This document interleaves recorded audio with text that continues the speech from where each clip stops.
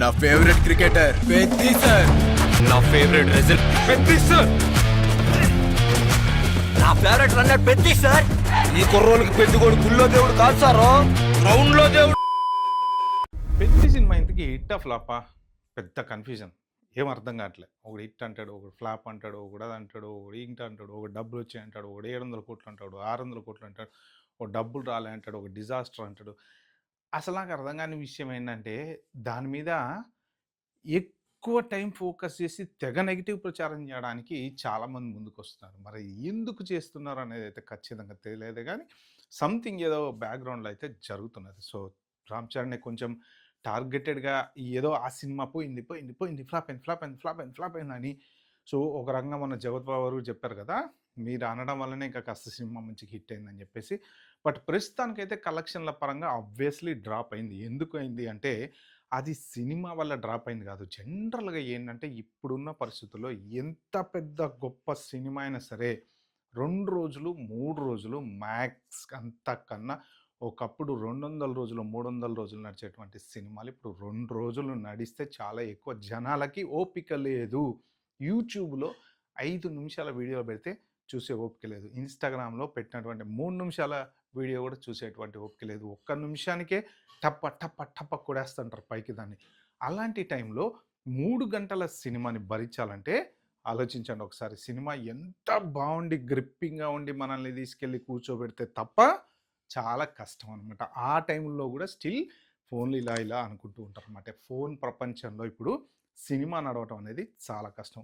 ఇంట్లో ఓటీటీలో ఏంటంటే 1 గంట రేపు, 1 గంట ఎల్లుండి అలా చూసుకుంటూ నడిపిస్తూ ఉంటారు. సో ఇప్పుడు ఏంటంటే ఈ పెద్ద సినిమాని ఇంకా కొంచెం ప్రమోషన్ చేయడం కోసం డైరెక్టర్ కొంత ఆలోచన చేస్తున్నాడు. ఏంటి అంటే ఈ సినిమాలో కొన్ని కట్ చేసిన సీన్లు ఏవైతే ఉన్నాయో అవి సినిమాకి చాలా ఇంపార్టెంట్ సీన్లు.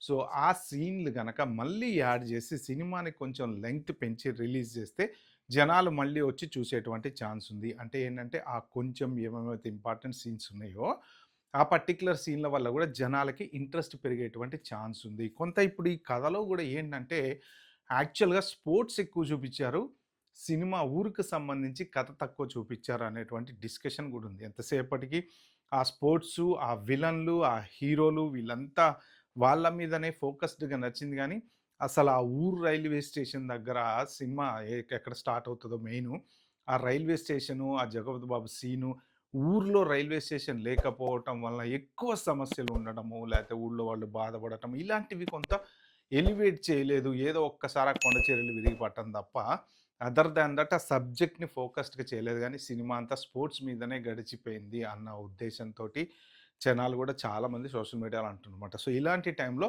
ఇంకా కొన్ని కొత్త సీన్లు, అంటే మేము ఆల్రెడీ షూట్ చేసాము కానీ అవి యాడ్ చేయలేదు, ఇప్పుడు యాడ్ చేస్తే సినిమా కాస్త ఇంట్రెస్ట్ పెరగచ్చు అని చెప్పేసి అంటున్నారనమాట. ఆల్రెడీ 3 గంటల సినిమాని భరించడం చాలా కష్టం. అలాంటిది ఇంకొక అరగంట యాడ్ చేస్తే 3.5 గంటలు. ఆల్రెడీ భరించినటువంటి 3 గంటలతో పాటు ఆ అరగంట ఇంకా ఎక్కడెక్కడ సీన్లు యాడ్ చేస్తారో తెలియదు. కాబట్టి సినిమా మొత్తం కంపల్సరీ చూడాలన్నమాట. సో మోస్ట్ ప్రాబబుల్లీ మరి ఇంట్రెస్టెడ్గా జనాలు చూస్తారా లేదా అనేది అయితే ఖచ్చితంగా తెలీదు. కలెక్షన్ల పరంగా డ్రాప్ అవ్వటానికి కారణం ఏంటంటే సినిమా ఫ్లాప్ అవటమో, సినిమా బాగలేకపోవటమో, ఇవన్నీ పక్కన పెడితే సింపుల్గా ఏంటంటే జనాలకి ఏ సినిమా అయినా సరే, ఏ హీరో అయినా సరే చూసేటువంటి ఇంట్రెస్ట్ పోయింది. దానివల్ల మాత్రమే కలెక్షన్లు డ్రాప్ అవుతున్నాయి తప్ప పెద్దగా ఈ సినిమా ఒక్కటి బాలేదనో, లేకపోతే ఇంకోటనో, లేకపోతే అదనో ఇదనో అలాగా డ్రాప్ అవడం అయితే ఖచ్చితంగా కాదనమాట. బట్ స్టిల్ అక్కడిక్కడ బాగానే నడుస్తుంది. వీక్ డేస్లో సినిమా చూసేవాళ్ళు పెద్దగా ఉండరు, ఏదున్నా కానీ వీకెండే. సో మళ్ళీ నెక్స్ట్ వీకెండ్ వస్తే కలెక్షన్లు ఎంత వస్తాయనేది తెలుస్తాయని. ప్రస్తుతానికి మాత్రం దగ్గర ఒక 300 కోట్లు టచ్ అయింది. దేవరా కన్నా తక్కువే ఉంది అని అంటున్నారు. మరి అది ఎంతవరకు నిజమనేది తెలియదు. ఎందుకంటే ఒక్కొక్కసారి ఫిగర్స్ కూడా వీళ్ళు ఇచ్చేది కూడా కరెక్ట్గా ఉండకపోవచ్చు, బయట రాసేవి కరెక్ట్గా ఉండకపోవచ్చు. సో దేవరా కన్నా తక్కువే ఉంది. దేవరా 500 కోట్లు అయింది కాబట్టి ఇది మ్యాక్స్ వెళ్తే అటో ఇటో కొట్టుకుంటూ పోతే 450 కోట్ల వరకు వెళ్ళేటువంటి ఛాన్స్ ఉంది అని అంటున్నారు అనమాట. దాంట్లో మళ్ళీ గ్రాసులు, నెట్లు ఇవి కూడా ఉంటాయి. గ్రాస్ అంటే ఏంటంటే జనరల్గా వచ్చేటువంటి కలెక్షను, దాంట్లో మళ్ళీ ఖర్చులని అవని ఇవన్నీ పోతే మిగిలిపోయేది నెట్ అనమాట. అది ప్రాఫిట్ కిందకు వస్తుంది. అయితే ఇప్పుడు ఈ పెద్ద డిజాస్టర్ అని అనుకుంటే డిజాస్టర్, హిట్ అనుకుంటే hit. So what ever it is, ఇప్పుడున్న పరిస్థితులలో ఏ హీరోకైనా ఒక మంచి సినిమా ఇవ్వగల దర్శకుడు ఎవరయ్యా ఉన్నారు అంటే అది అనిల్ రావిపూడి. అందుకని అందరూ ఏంటంటే అనిల్ రావిపూడి వెంబడ పడ్డారు ప్రస్తుతానికి. ఎందుకంటే మెగాస్టార్కి బంపర్ సూపర్ హిట్ ఇచ్చాడు, మన వెంకీ మామకి ఎవ్రీ ఇయర్ హిట్ ఇస్తూనే ఉన్నాడు అనమాట. సో అందుకని చెప్పేసి కొంత కామెడీ, ఎమోషను, ఎంటర్టైన్మెంటు ఇవన్నీ పెడతాడు కాబట్టి హీరోకి ఒక మంచి సబ్జెక్ట్ అవుద్ది. కానీ ఎంతసేపటికి అనిల్ రావిపూడి 500 కోట్లు, 600 కోట్లు, 300 కోట్ల సినిమాలు తీయడు. అనిల్ రావిపూడి గారికి నేను చెప్పేది కూడా అదే, అయ్యా తీయమాకండి, మీరు 10 కోట్ల కన్నా ఎక్కువ పెట్టకండి, ఎందుకంటే మీ సినిమాలు బాగుంటాయి. మీరు కూడా ఆ స్టేజ్కి వెళ్ళిపోయారంటే మాత్రం మరిగా ఈ సినిమాలు ఎట్టుంటాయో నాకైతే తెలీదు.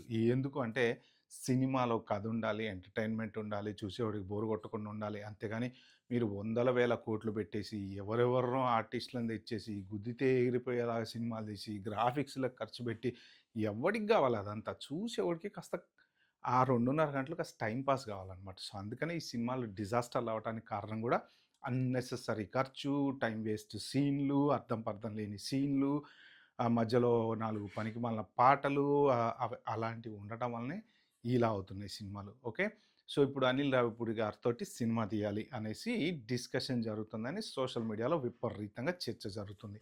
మోస్ట్ ప్రాబబులీ ఇదైతే ఖచ్చితంగా కన్ఫర్మ్డ్ న్యూస్ అయితే కాదు. ఏంటంటే అభిమానులు అనుకుండొచ్చు, ఇట్లాంటి పరిస్థితుల్లో అనిల్ రావిపూడితో సినిమా తీస్తే ఖచ్చితంగా మనకి మంచి చరణకి ఇట్టుపడుద్దని అభిమానులు అనుకుంటుండొచ్చు, వాళ్ళు అనుకుంటుండొచ్చు, ఎక్కడో గాలివార్త బయటకు వచ్చి ఉండొచ్చు.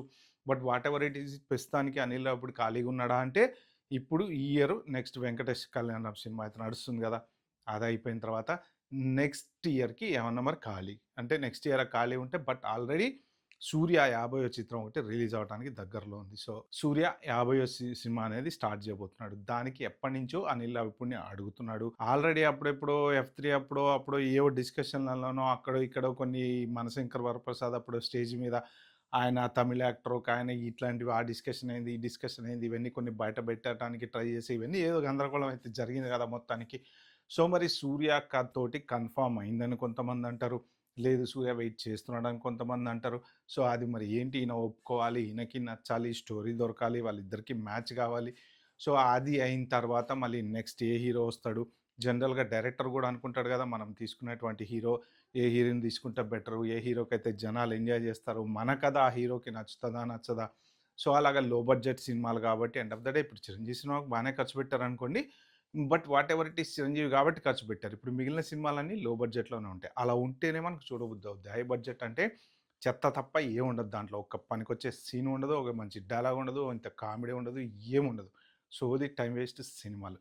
సో ఇప్పుడు ఈ అనిల్ రావిపూడి తోటి రామ్ చరణ్ చేస్తే ఎలా ఉంటుంది అనేది ఒక డిస్కషన్ అయితే జరుగుతుంది. మరి ఇది ఎంతవరకు నిజము ఏంటి, అనిల్ రావిపూడి సూర్య సినిమా ఇంత మటుకే ఎక్కడ కూడా కన్ఫర్మ్డ్గా న్యూస్ అయితే ఏం లేదు. సో ఇప్పుడు ఈ ఇయర్ తర్వాత నెక్స్ట్ ఎవరితో సినిమా తీయబోతున్నాడు అనేది మాత్రం ఖచ్చితంగా ఇంకైతే తెలియదు. బట్ ఒకవేళ గనక నెక్స్ట్ అనిల్ రావిపూడి రామ్ చరణ్ కనుక సినిమా వస్తే మాత్రం వండర్ఫుల్ కాంబినేషన్ అని చెప్పుకోవచ్చు. ఎస్పెషల్లీ రామ్ చరణ్కి అదొక మంచి బిగ్ హిట్ అయ్యే ఛాన్స్ కూడా ఉంటుందన్నమాట. ఓకే ఫ్రెండ్స్, ఇది ఈ వీడియో నేను చెప్దాం అనుకుంది. వీడియో మీకు నచ్చినట్టుంటే లైక్ చేసి subscribe my channel. Thank you, bye, have good day.